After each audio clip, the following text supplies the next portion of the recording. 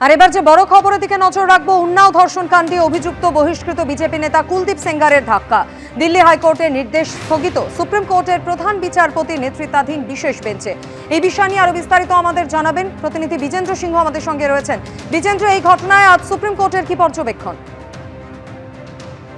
দেখো, প্রথমে মাধুরী, supreme court যে দিল্লি হাইকোর্ট রায় দিয়েছিল সেটার উপর স্টে দিয়েছে, যেখানে কুলদীপ সিং সেঙ্গারকে দিল্লি হাইকোর্ট যে ধর্ষণ মামলায় সে এখন জেলে রয়েছে সেটাতে তাকে বেল দিয়েছিল।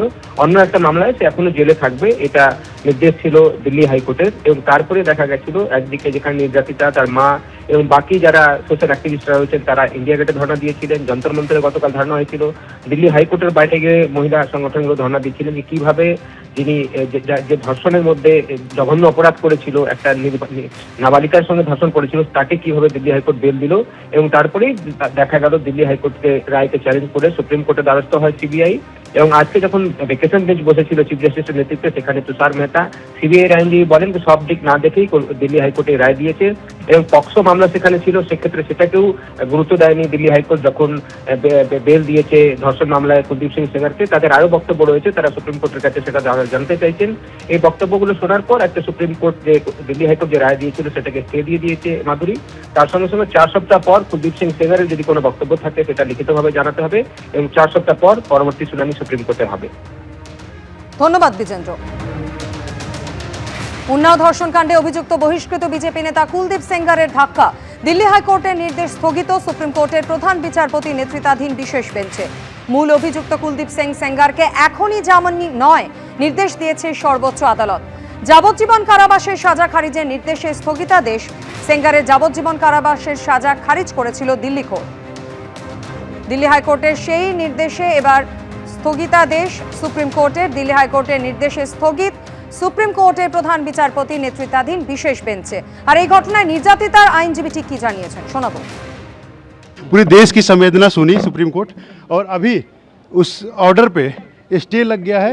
और सुप्रीम कोर्ट सख्त आवाज़ में ये मतलब आदेश दे दिया है निचली कोर्टों में कि अभी किसी भी मामले में उस अपराधी को जेल से बाहर नहीं निकाला जाएगा।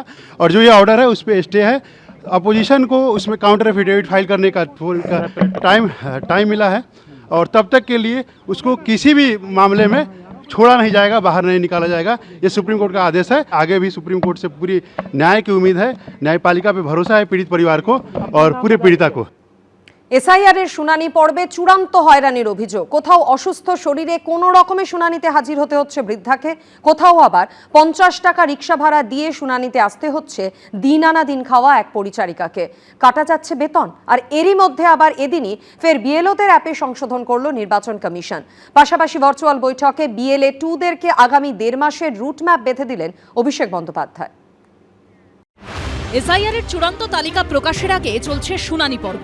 আর শুনানিতে অনেকেই ভোগান্তির অভিযোগ করছেন, যেমন চক্রবেরিয়া রোডের বাসিন্দা প্রভাতী রাউত।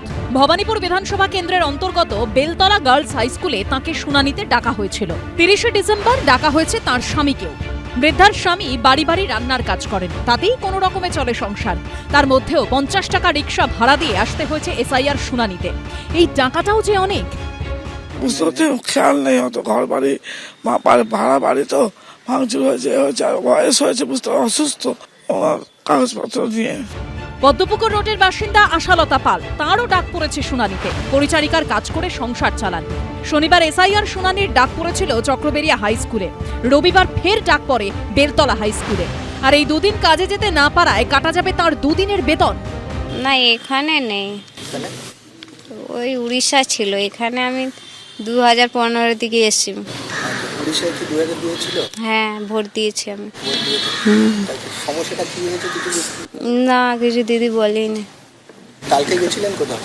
হ্যাঁ, ওই চক্রবেরিয়া স্কুলে। আচ্ছা, সেখানে কাগজপত্র? ওই কাগজটা দিয়েছেন, এইখানে আসতে বলেছেন। চক্রবেরিয়া রোডেরই আরেক বাসিন্দা কুমার পাল শাহ ফিজিক্যাল অ্যাপিয়ারেন্সের জন্য সস্ত্রীক ডাক পেয়েছেন শুনানিতে। 67 বছরের বৃদ্ধ শুনানিতে এসে খাওয়ার জল খুঁজছেন, হাতের সামনে পাচ্ছেন না পানীয় জলটুকুও। ওরা ডেকেছে কারা? এই এসআইআর হিয়ারিং এর জন্য? কাকে কাকে ডেকেছে? আমি আর আমার ওয়াইফ দুজনই আছি।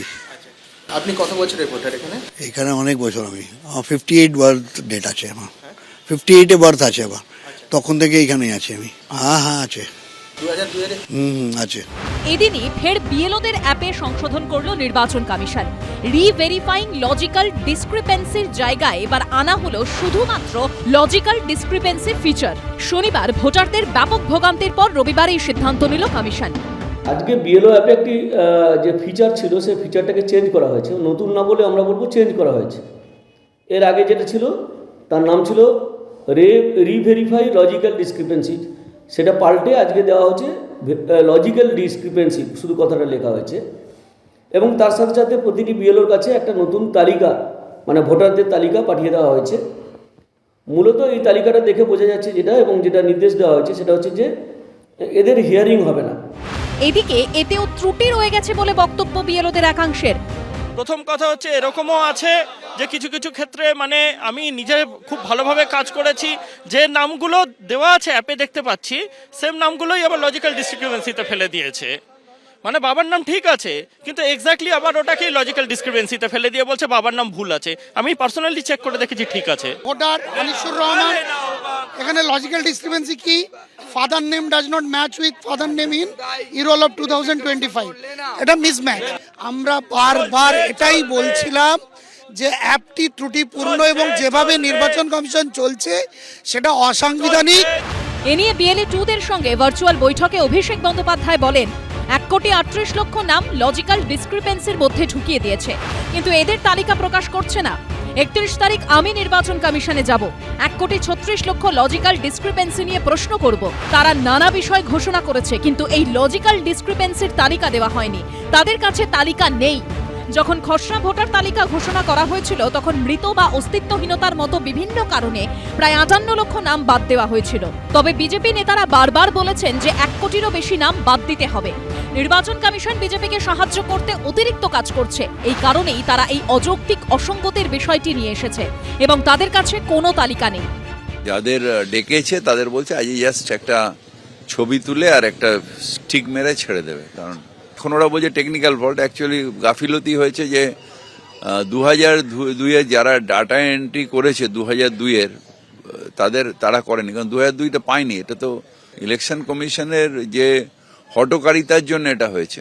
গভীরতা টবিরতা ষড়যন্ত্র এইসব তত্ত্বকে নস্যাৎ করে বাংলার মানুষ শুধু অপেক্ষা করছে কখন ভোটের দিন আসবে তৃণমূলকে হারানোর জন্য সে বোতাম টিপবে। তৃণমূল হারছে, তৃণমূল হারবে, তৃণমূল হেরে গেছে। সব মিলিয়ে এসআইআর এর শুনানি পর্ব নিয়েও পিছু ছাড়ছে না রাজনৈতিক তরজা। রুমা পাল ও সুদীপ্ত আচার্যর রিপোর্ট, এবিপি আনন্দ। এবিপি আনন্দ, এগিয়ে থাকে, এগিয়ে রাখে।